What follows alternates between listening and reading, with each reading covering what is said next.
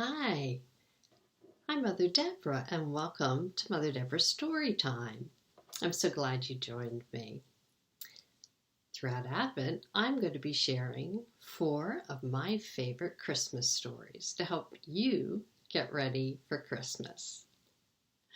Here we go. Here's the first one.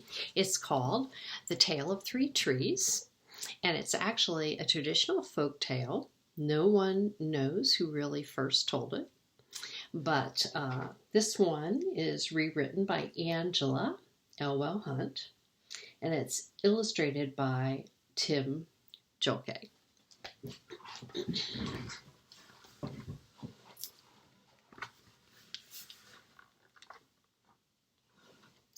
Once upon a time, on a mountaintop, 3 little trees stood and dreamed of what they wanted to be when they grew up.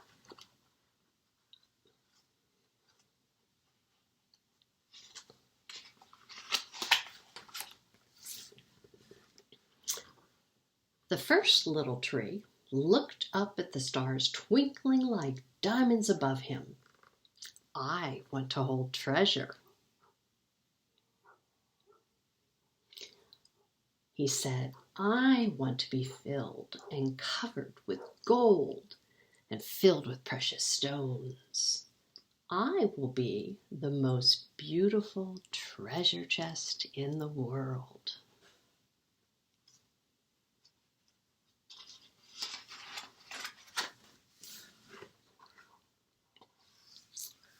The second little tree looked up and out at the small stream trickling on by on its way to the ocean.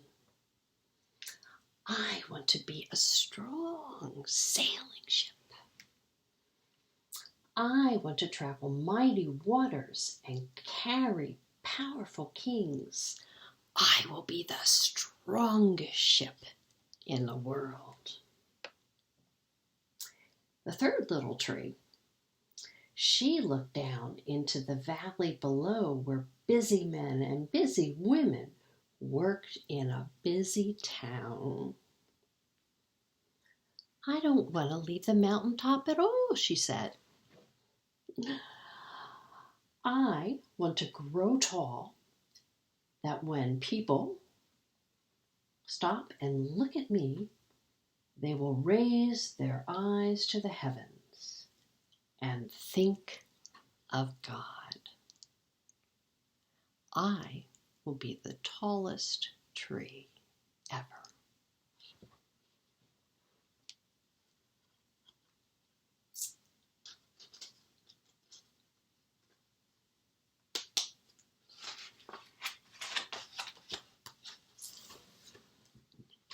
Years passed. The rains came, the sun shone, and the little trees grew tall. But then one day, 3 woodcutters climbed the mountain. Uh-oh.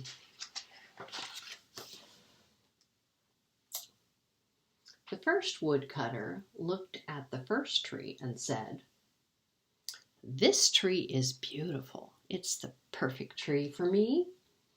And with a swoop of his axe, the tree fell down. The second woodcutter looked at the second tree and said, "This tree is strong. It's the perfect tree for me." And with a swoop of his axe, it fell down.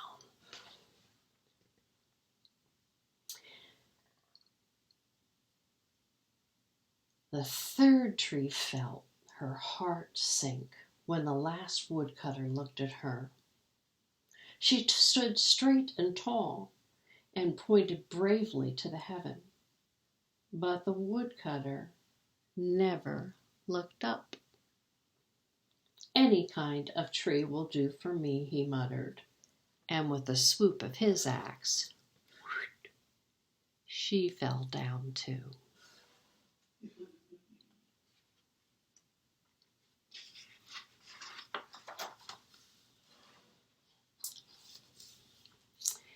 first tree.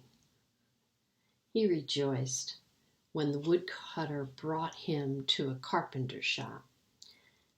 But the busy carpenter was not thinking about treasure chests that day.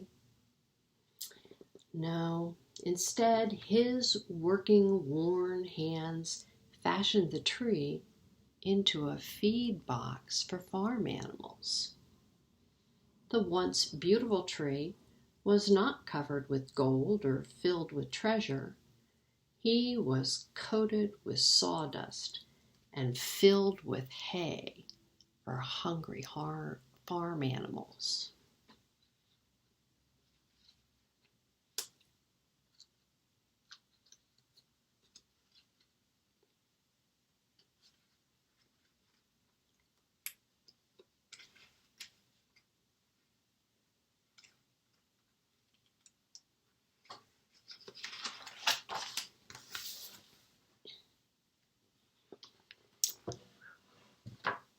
The second tree smiled when the woodcutter took him to a shipyard.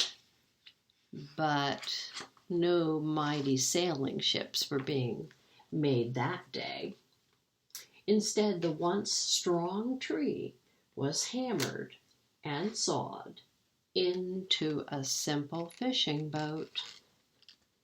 Too small and too weak to sail an ocean or even a river, he was taken to a little lake. Every day he brought in loads of dead, smelly fish. Ew.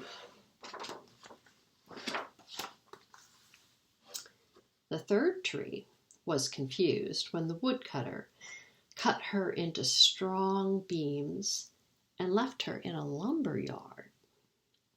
What happened, the once tall tree wondered. All I ever wanted to do was stay on the mountaintop and point to God.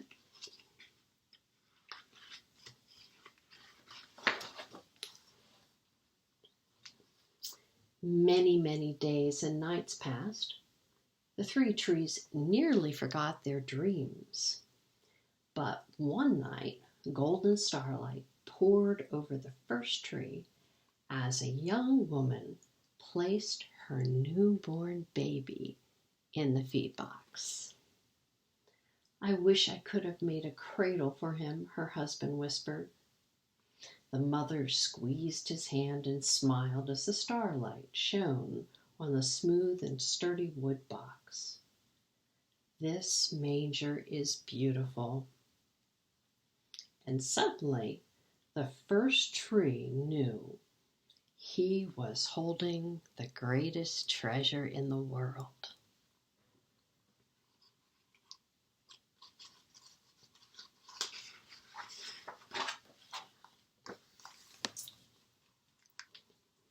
One evening, a tired traveler and his friends crowded into the old fishing boat. The traveler fell asleep as the second tree quietly sailed out into the ocean. Soon a thundering and thrashing storm arose. The little tree shuddered. He knew he did not have enough strength to carry so many passengers safely through the wind and rain. The tired man awakened. He stood up, stretched out his hand, and said, "Peace." The storm stopped as quickly as it had begun, and suddenly the second tree knew he was carrying the King of heaven and earth.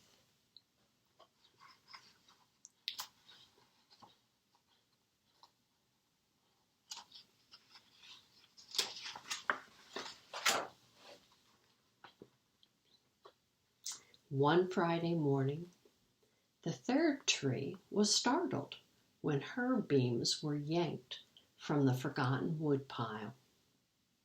She flinched as she was carried through an angry, jeering crowd. She shuddered when soldiers nailed a man's hands to her.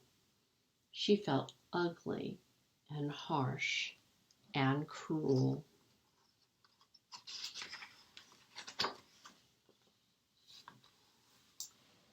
But on Sunday morning, when the sun rose and the earth trembled with joy beneath her, the third tree knew that God's love had changed everything. It had made the first tree beautiful. It had made the second tree strong. And every time people thought of the third tree, they would think of God.